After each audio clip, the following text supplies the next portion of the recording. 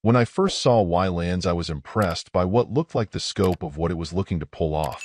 While the somewhat low-poly look at sports wasn't going to be amazing, there appeared to be a little bit of everything people could enjoy, whether the exploration of it all, crafting, building, or likely some combination of all the above. While I wasn't expecting a grand open-world adventure necessarily, it looked like it was trying to pull off a bigger world than you'd normally see in a more budget-friendly game.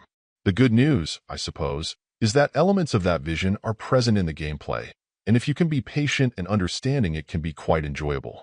There's absolutely what feels like an unpredictable world to move through, working on new islands to build up resources to then throw into building ships, as well as increasingly grand structures, and it can be done at pretty well whatever pace you like. Whether you'd prefer the varied challenges of adventure mode or the varied means of expression of creative mode, there's potentially something for everyone here. The problem is that while I applaud the scope of the title's ambition, I can't help but note that it can be extremely rough around the edges in key areas. In particular, the crafting menus and key interfaces that you'll have to spend a pretty significant amount of time in are cumbersome, somewhat confusing, and problematic with a controller.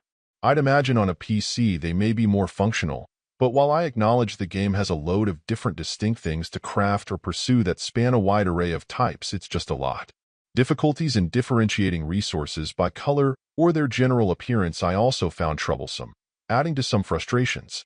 Finally, while it encourages your impulse for adventure on the high seas or exploring, the mechanics of pulling those off have a tendency to be cumbersome at best. This is one of those titles where you can't help but be impressed by what it has set out to do. Ideally, it could be the type of experience that you continue to return to and take in for quite some time.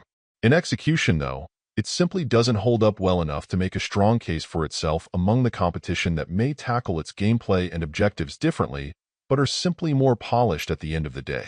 If you can have patience, there's a game here that's worthwhile, but it has some obstacles in the way of thorough enjoyment. Overall, my final score for the game ended up being a 6.2. And if you're interested in picking it up, it's currently available on the Switch eShop for $24.99. Thank you for taking the time to listen to this review.